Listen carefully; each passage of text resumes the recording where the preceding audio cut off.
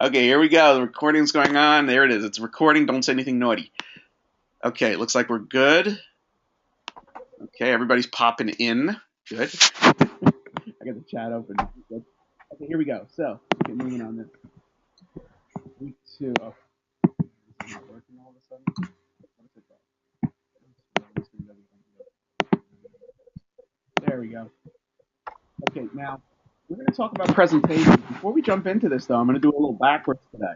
We're going to talk about what you're going to do for your assignments. So this is in reverse here. You have your discussion and your project assignments. So basically, they're very related to each other. Like here's the professional presentation analysis assignment. You watch TED Talks. Has anyone ever watched TED Talks before? Yeah. Okay, so you're familiar with TED. There's sometimes they have some pretty funky stuff. So you watch the TED Talks, and just using these as a guide, answer these questions in a presentation. You're going to create a presentation that kind of answers this. What was it good about it? What was bad about it? That sort of stuff. And you can use anything you want that you feel good with. Like here, Keynote, PowerPoint, Prezi, Google Slides, whatever you feel good about. Just make sure that you follow the quote unquote rules of presentation. You'll make it interesting. I'll give you a hint. Don't be a talking head. Even though that band is pretty old, don't be a talking head. Don't just have us staring at your wonderful face and you're staring at the screen talking. That will make a very boring presentation. But have some sound in it. Have some motion, things like that. Make it interesting. So that's your assignment based on the TED Talks. And your discussion is you're basically just talking Scott and about Choppy. what? You talking to us or somebody there? To you. What For a happened? while I couldn't hear a thing. Okay, you know what? I'm gonna mute everybody. Let's see It's that. fine now. Oh, you're fine. Okay, we'll try it one more time. We'll see what happens. If anyone else, type it in the chat box or say something so I know that you're not hearing me anymore. Okay. Okay, yeah. Do just like you did was fine. Just do it again so I know. Might have to mute everyone. So basically, your discussion is very similar to that. You watch the TED Talks and then you discuss what you think worked, what didn't work, stuff like that. So it's pretty straightforward what you're going to be doing with that. So let's get back to here. Okay, how do you get inspired? I hate to admit this, but I get inspired by cheesy 80s music. When I hear it, it's certain music like Bonnie Tyler holding out for a hero. I don't know. What's sad is they're using that music in like Kabobble commercials with the otter and the rabbit. And I'm like, hey, I like that song. I don't know how many of you are old enough, but I have kids, and the songs that I liked, they know them from cartoons and commercials. Like there was a Pat Benatar song that does anyone know who Pat Benatar is? Yeah. Yeah. Oh, good. I feel better now. There's a Pat Benatar song that they used in regular show, so I'm like, oh god, that's how you know it from regular show. I like regular show though. So think about what inspires you, and obviously use that. But just because it inspires you does not mean that other people are going to be inspired. So don't assume if you have. I love this video, this picture. Don't assume that because you get inspired by a particular song or some images that your audience is going to be rah rah with you. It doesn't work that way. In fact, a lot of them, if I played "Holding Out for a Hero" by Bonnie Tyler, most of you probably be like, ugh, and then I would fail you. But that's just me. I get very vindictive that way. Now, how can you connect with your audience? You want to have. I don't have to go slide by slide here. Don't worry about it. Basically, it comes down to this. How can I say this? Don't be like me where I'm talking and I'm boring you right now. You want to have images and interesting things. A picture's worth 1,000 words. I know it's trite, but that's true. So here, I want to show you some things here. If you're going to have imagery, you can make an image say anything you want, basically. Here. Some quote-unquote newscasts use this. Here, look. Do you see this graph right here? Look at that humongous increase in house prices over a year. Look at this graph. You notice there's almost no increase in price? That's incredible. It's the exact same graph. It's just here they expanded it to $1,000 for each clip, and there are humongous gaps here. Here it's $10,000 per clip, and they're much smaller. So news organizations do this. I remember I saw one. I'm not going to say who because I don't know them, but I saw one that put up a stat, and it said how unemployment was going up. But yet their own graph showed it was going down. They just manipulated the lines to make it look like it was going up, even though their numbers showed it was going down. So here I want to show you. Has anyone ever seen the I've seen that. You've seen this? Mm-hmm. Because I've actually built one of these. I thought it was really cool. Here. That's cool. Oh, that's loud. I'll turn it down a little. Okay. How many of you guys have ever seen this? Me. I'm raising my hand, but you can't see it. Okay, I want to show this. This is talking about the power of vision, images, and things like that. This is a good video, I thought. I've built one of these. It's actually very simple to make. This is the best part. 8 of them. Here we go. Like the giant one. And there they go. It's kind of creepy, actually. That's the creepiest part right there. They're all looking at you.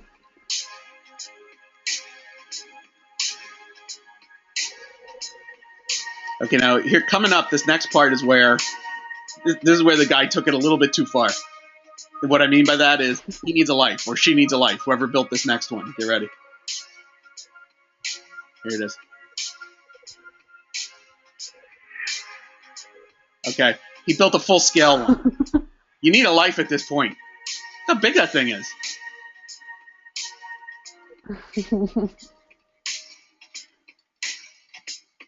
Now, for those of you who don't know how it works, you're about to see how it works. Keep going. There you go. It's called the hollow face illusion. Even when you know how it works, it still works for you.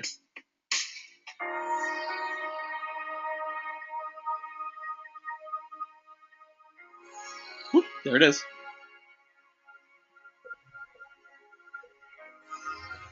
Okay, so that's the hollow face illusion. I think that's really cool. I love that. I have one on my desk. It freaks people out. But this is an example of using imagery versus content. I could have talked about that the whole time, how you could make this T-Rex that makes it look like it's following your face and whatever, and it would be really, really boring. But if you show it, that little 2 minutes presentation was enough to get the entire point across. Mm-hmm. So when you do this, when you make your stuff, you might think this looks great on the left. You might think, wow, I really love that image. I think that's terrific. Your audience is going to vomit. So you have to remember they are the ones you're playing to. And they made me put this slide in there. You want to have a good relationship between you, your slides, and your audience. It's like they say Rainbow Connection. I'm like, oh, please. How many people know that song, The Rainbow Connection by Kermit the Frog? Oh, I'm the only one who knows that one. That's sad. Oh, great. Now I got the song going through my head. I'm going to play it next time. Okay. We're talking about making presentations. It really does come down to a 3-legged stool, like it says. You have to have your message, your visuals, and how you're going to deliver it. Those all 3 are very important. So your message, and they break it down into the categories. Your audience. You know, who are they? What do they want out of this? It's not what you're giving to them, it's what they want. You could be giving them great stuff and they couldn't care less. So you want to make sure what you're giving them is what they're interested in. Ideation. I have no clue where they get these words from.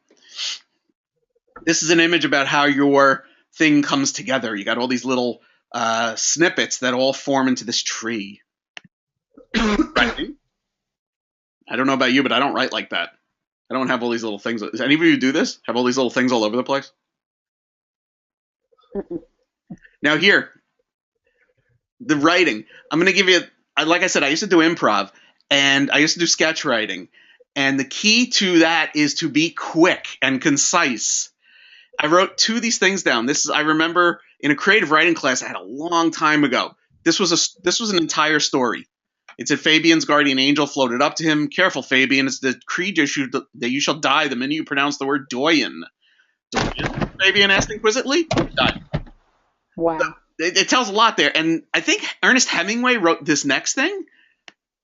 It's got to be like the saddest story. And that's all it is. Baby shoes for sale, never used. That's like, it's just creepy. So you want to be very quick. I remember we were shown some Saturday Night Live sketches, literally 3 pages. That's it. You have to get to the point fast. Don't be meandering. Don't be going all over the place. Get to the point. Your audience doesn't want to. That's why I got rid of like 30 slides, because it would have been horrible. Okay, so now your visual story, you should storyboard it. Yeah. People don't storyboard things enough. You guys familiar with storyboarding? You heard the concept? Mhm. You basically just draw it out. It's like a comic strip. Graphic I was going to design. ask about that. What was that? I was going to ask about that for storyboarding. When you storyboard your presentation, is that like drawing yourself there on stage, how you hope everything's going to look, or like Yeah. storyboarding your present? It could be either way. It could either be taken from your point of view of what you're going to do, or it's taken from the audience's point of view, what they're going to see. From what I gather and what I've seen, most people do it from the audience's point of view. So yeah, you would draw yourself, your little smiley face up here of what the audience would be seeing. Okay. Now here, graphic design. Some people get infatuated with colors. Now remember, I'm probably much older than a lot of you, and when I was in college, computer fonts were becoming a big thing. Before that, it was basically all typewriters. So people used to put 10,000 different fonts on one piece of paper and thought it looked great. Here, there's a site called Websites That Suck. I don't know if you have web pages that suck. And here's a great one talking about color. Here we go. Gula's Arrestling. I'd like to know what's happening there in that picture. I'm hoping those are sparklers. Otherwise, they're really taking their art to the limit here by shooting the guy. But look at these colors. These are just hard to look at. Blue and red, by the way, you don't ever put on top of each other. I don't know if you ever have this problem. First of all, I'm partially colorblind. So for me, if I see blue and red like on a piece of paper, if I move the paper slightly, it looks like the words are smearing. So look at this. I didn't realize how bad this was. Look at these colors. This is like McDonald's colors. This is bad. This is a bad website. So just because you can do something with colors doesn't mean you should. Here, I'll show you another one. Here. This one. See this one here? I'm not saying anything about religion and all that. But look, when I first saw this was back in 2007, I saw this one. This was actually animated. The colors would be rotating through here. And this person thought this was a great website. So just because you like all the colors doesn't mean they do. Here's another one. Ling's Cars. Never saw this one before. Look, wow, that's hard to look at. Wow, Ling's Cars. Excuse me. Look at that. I would throw that down. Oh, we can hear you. That's okay. So just because you can do colors doesn't mean you should. I gotta get back to the presentation now. Come on, there it is. Okay, motion. I don't know what to say with this one. Some people go overboard with motion in your presentations. Here, let me ask you this. Which way should words fly in if you're flying words in from a slide? Should they come in from the right side to the left or from the left side to the right? West to east. To the left. West. Left to right. The way words should come in is how we read them. So if I had the words motion design coming in, they should come in from this side where my cursor is. That's my right-hand side, and should come in from the left because as they're coming in, I can read them. If your words come in the other way, from the left side to the right, your audience is going to get pissed because they have to wait for the entire word to show up before they can read it. Yeah, that was a dumb answer. What was that? I said, yeah, I gave a dumb answer. Yeah, that's okay. So honestly, with motion, if you're going to do motion in presentations, I would really keep it to a minimum, just one motion. Because if you have all these different motions in there, first of all, people are going to get nauseous because they're going to wonder where the next one's coming from. And the other problem is that it takes away from your presentation. And sometimes it looks really cheesy. So if you're going for the cheesy look, then do it. And a lot of times, you don't have to go nuts with motion and all this. I'll show you here. If I did a presentation and had this little bit of motion on here, let's get rid of this. Here. Right there, that pong. That's enough to get someone's attention. Okay, now for the next hour, we're going to watch this. Let's see who scores. God, no, please. What I'm saying is, if I needed to do something about video games and I don't have to do incredible motion things with it. I could just simply plop this into a presentation, and that's enough to get my point across. Again, I showed you the worst websites ever. Now, by the way, any of you guys design websites? Or have your own? I have my own, and I designed it. But if we got somebody in class that's good at it, I would lovely PayPal or Western Union them to fix it for me because it looks too plain to me. Everyone else likes it, but I don't. If you want to send me money, I won't fix it, but you can send me the money. Oh, okay, cool. Give me your address in about like the 32nd or 33rd of this month. You'll receive it. Okay, no problem. Okay. This month doesn't have 32 days in it. You're fine. You wanna show us your website? Yeah. Can I type it in or whatever? Well, just tell me. I'll type it. www. You don't have as soon as you go on it. Type it in the chat box and you can copy it from there. That's a good idea. Yeah, type it in the chat box. Okay. Okay, well, as soon as you go on, yeah, at the very top, there's a music player. I want you to get to that as fast as possible because it's not edited. Okay. Oh, yeah, something happened. Let me see. Chat box. Okay. Oh, that's full screen. Well, he's typing that. For those who are going to make websites, or if you want to check how your things are looking that are going to show up on screen, this is a free tool from people in Australia. Because you can tell it's Australian because they spell color wrong. They're nuts. Analyzer. Who puts an S in analyzer? Z, damn it. We beat them in the war. They should do it our way. This is a great little tool.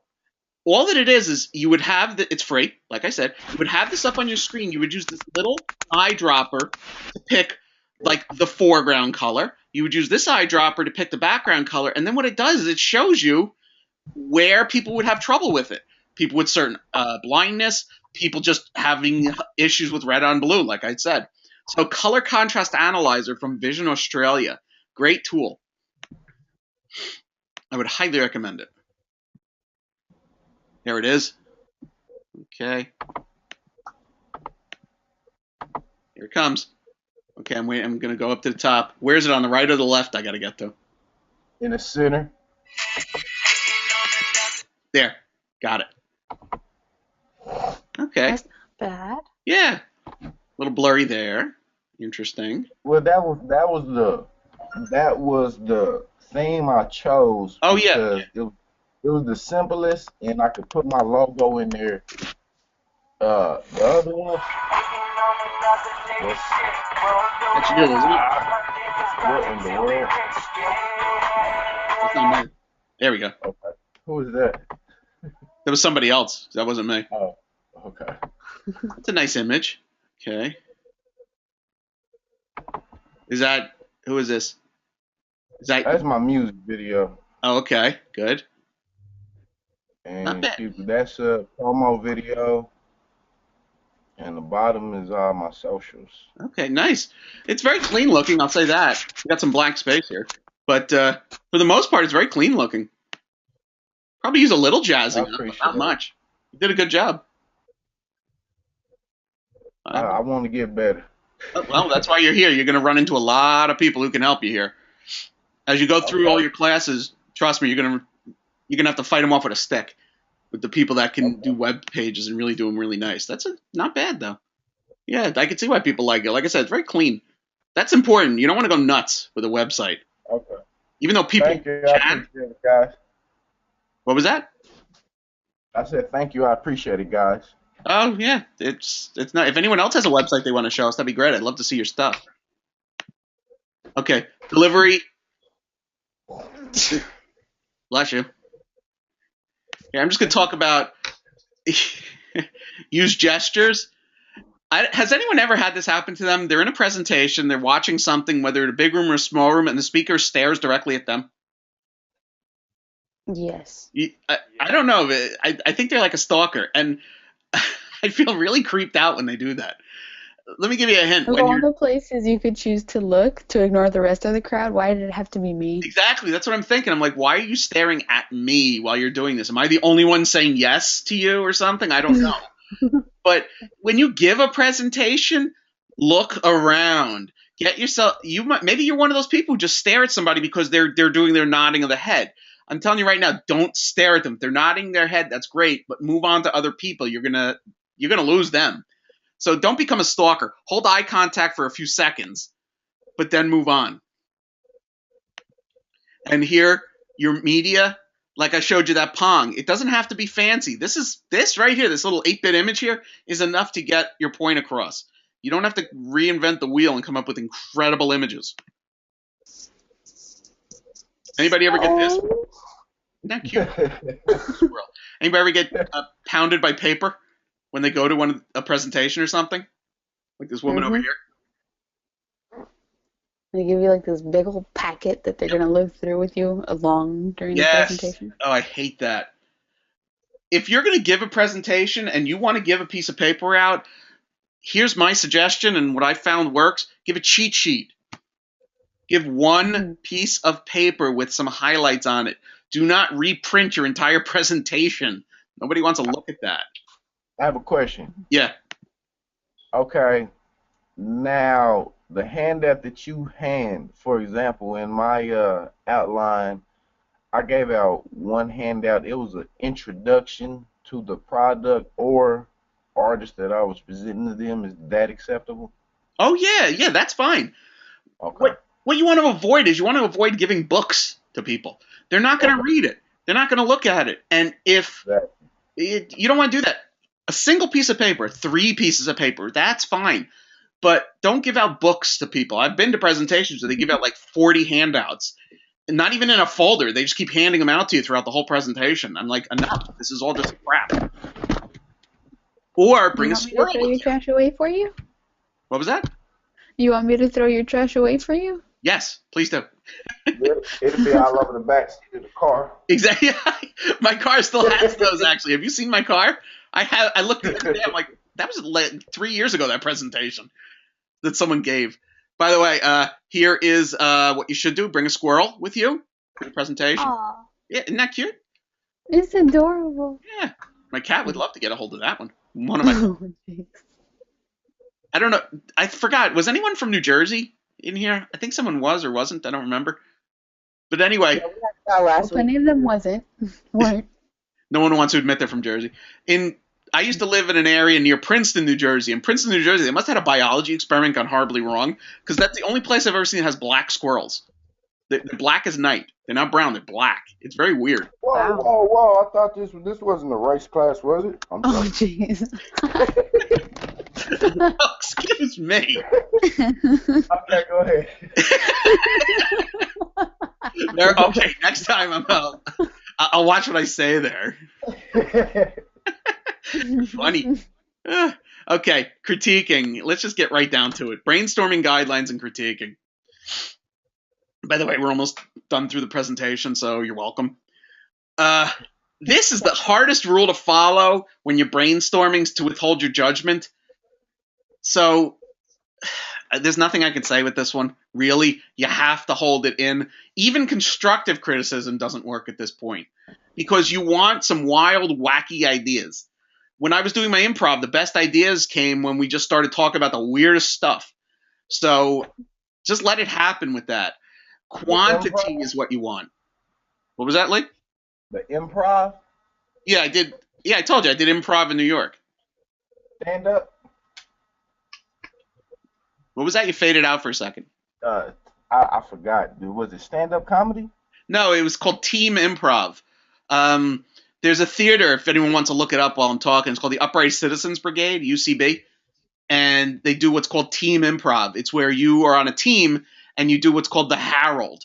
It's it's not like whose line is it anyway. It's you're given one suggestion by the audience, and for 30 minutes you have to create multiple stories that all revolve around that. And if you do it right, at the end, all these stories overlap into each other. Very Wow. difficult to do. So Yeah, it sounds like it. Yeah, we gonna get back to creative presentation. I mean, if anyone's in the area, by the way, in but near Full Sail, I think during summer break I'm actually doing a class on it, so you could sneak in. I'll let you in. Cool. So if anyone, So I'm going to teach sorry. people how to do it. So if anyone's in the area, come on down. Okay, okay. Does anyone live nearby? No, but I come to Florida for promo. Well, it's during the I summer go break. I think it's like the 29th or something of June.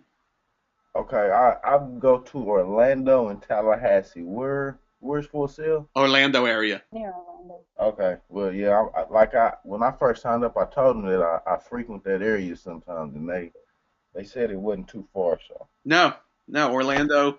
It's right. Full Sail's like right outside Orlando. okay, Yeah.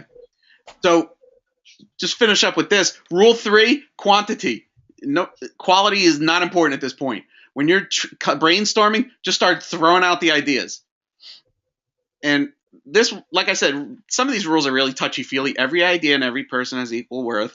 Right. If you're in a meeting with your boss, something tells me their ideas have more worth than yours. Hmm. I've been in those meetings and I'm like, wow, what a great idea. And I'm gagging inside. But they love to hear it's a great idea. Okay. boss. So once again, don't judge people. That's the toughest rule because in your head you're going, that's a stupid idea. Just encourage the wild ideas. You want as much as you can do. Build on the other ideas and try to make sure you don't make people feel bad. Okay, we're almost done, by the way. Take a second, look at these verbs here. Think about which verbs you would want to include in your presentation style. Just take a second. These are just things to help you, I guess, define your style. I don't know about you, but I would stay away from touching. It's considered a no-no. I mean, if that's the kind of yeah, touching, love. I don't know about that one. I think they're going a little bit off kilter here. So, do you guys see verbs that could, I guess, define your presentation style? I like the sound of create. Create, yeah, that's a good one. Create. I like the one I love. I love everyone. Mold. Mold. Create. Let's see. Create, construct, conquer, Ooh. Conquer. sacrifice, and respect. I don't know. Because you Conquer have and respect. I don't know if they go hand in hand, but okay. well, That's yeah, that's like Got Emperor Lee over there. sacrifice good. sacrifice would be us putting our own feelings and views to the side. Yes. Conquer would be successfully giving the presentation. We would conquer the crowd and they would leave wanting to feeling how we want them to. Ooh. Okay. Respect would be respecting them enough to swallow our own pride and present it what would be more feasible and best for them and create. Yeah, shit, that's really Wow, that was self-explanatory. really good, Lee. Yeah, bravo. That was very good. Excellent. Thank you. But everyone should be doing honestly what he just did. You should think about it yourself. Pick 5 verbs here that you could use in your presentation for your projects here, and that's how you should define yourself with them. And if you do that, you'll start to develop a presentation style, and people will know you by your style. Okay, how to It's connect to the funny audience. because What was that? go ahead. Well, no, I was just gonna add that all week I've been working on the presentation, and it's like every time I get to a new subject on this class, twice I've thrown it out and started it over because I learned something new that I wasn't doing that I felt to be very effective. Oh, great. That's excellent to hear. I hate that you're doing all that work and throwing it out, but Yeah, well, it's worth it. Could just it will be. modify it, couldn't you? I mean, you wouldn't have to like throw it out. Well, I have a thing. I mean, I like computers. I don't have a problem with using them, but I just feel that my ideas come out so much better and faster when I'm old school with the notebook and pen and paper. And then once I get it 100% how I want it to look on paper, then I type it so I don't have to do all the back and forth and spell check. I know it sounds harder, but with me, it's easier. Maybe it's just how my brain works. But No, I totally get that. That's how I am too. okay. Yeah, no, I'm like that too. I like to write it down. Yeah, I agree with you. See how we're doing here. I think we only have a few more slides. Look, we're almost done. Woohoo! You're supposed to go, no, but we love hearing your voice. We don't want to end. Man, nobody wants an A. I don't get it. Almost done. Just say, Andy, we love hearing your voice. It's an automatic A. What the hell? Well, we love the class and we love learning and getting closer to our graduation. I think that's the closest you get, Andy. But take it. Go ahead and take it. You know what, Lee? I'll take it. Good enough. I'll take that. Okay, so how to connect with the audience. This is an important thing. If you're giving a presentation to sell a product, if you're trying to convince somebody of something, you need to connect with them. You got to find some shared experience. This is where, if you're going to pitch an idea to a company, this is where you got to do a lot of research on the company, but not just on the company. See if you can find who these people are and find their Facebook pages, or just do a Google search on them. Who the hell knows? I remember a long time ago there was a job. I was going to do teaching at a community college. I got the job, but what I think got me the job is one of the guys who was going to be interviewing me. I looked him up and I found out he was related to a famous artist. And I I don't know how I did it, because looking back, I'm like, wow, that sounded forced. I somehow got that artist's name in my conversation and saying how much I love their work. And wow, this guy perked up like crazy. He's like, oh, wow, did you know that's my father? I'm like, oh, no, I had no idea. Wow. It worked. I got the job. So find connections with them. Before you give any presentation, do a little bit of research. That way you can see how you connect with these people. Common goals. Well, the biggest goal is they want to get something out of this. They're coming here for a reason. They were learning something. You want to sell them something, whatever. Find out what they want out of this. They could be doing this just because they're bored out of their skull and they want to get out of, work or something.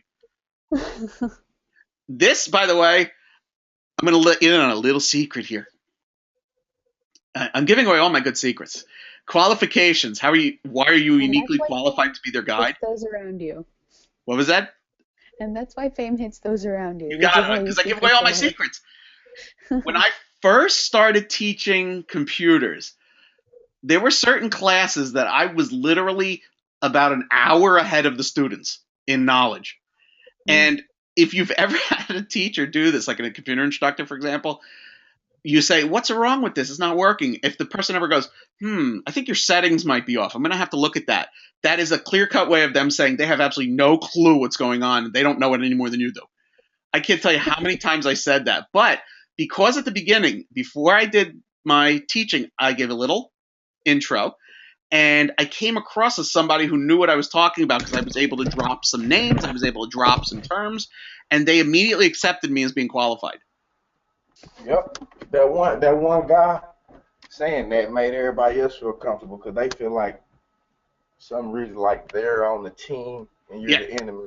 That's why people sit and talk amongst each other while speakers are speaking, because it's like it don't matter. You got to grasp their attention, like you were saying. Yeah. So if you can make it sound at the beginning, if you can make it sound like you know what you're talking about, you will win them over. You can make horrible mistakes later; they won't even realize it. So when you give a presentation, when you do something, this is why if you research what they are about, like I did with that job interview, I researched that guy, his father was the painter. Honestly, the stuff I was going for, some of it I didn't know. I think it was back then it was Java. I didn't know Java at that point. And I was fumbling my way through and I knew a few Java terms, but I'm telling you, I could have came out after I said that about his father. I could have come out and said, I hate Java and I never want to teach it in my life. He'd still give me the job. So make sure you connect with them. And I've mentioned this stuff. I don't have to do it. Just because you can do some motion or whatever doesn't mean you should in your video presentation or whatever. Don't have things buzzing around. If it doesn't add value, don't bother with it. And remember, the movement distracts the audience. So they're not listening to you anymore. Honestly, a lot of my slideshows are very similar to this. By the way, they make me do this one. I was able to cut down a few of the slides. If it was up to me, I'd have 10 slides here and that would be it. Normally mine are maximum 15 slides because it kills people. And remember that color contrast analyzer I told you about. If you do a search on it, color contrast analyzer, remember they spell it wrong because they're upside down in Australia, so the blood rushes to their head. So they don't know how to spell things. I would download it. It's completely free and check your stuff out. You could see if the colors are going to work with each other. And these are just some alternates to TED in case you want to look at other videos and stuff. Look at that. We're about 3 minutes ahead of schedule. Woohoo, we did good. Okay, I'm going to stop the video here.